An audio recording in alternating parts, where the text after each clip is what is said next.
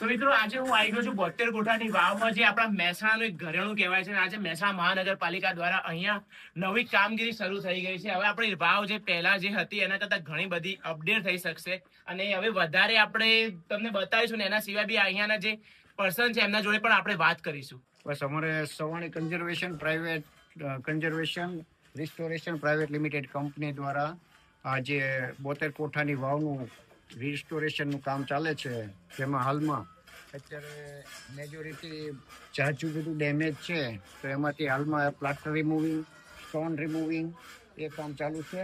અને ફર્ધર અમારે જે આગળની પ્રોસિજરમાં જે આવશે એમાં સ્ટોન મેશનરી આવશે, બ્રિક મેશનરી આવશે, અને જે આજથી 200-500 વર્ષ પહેલાં જે રીતે કામ થતું એ રીતનું આમાં કન્ઝર્વેશન રિસ્ટોરેશન સિસ્ટમથી આ કામ આખું 72 કોઠાની વાવ ફરવાલાયક સ્થળ તરીકે ડેવલપ કરવાના છીએ અમે.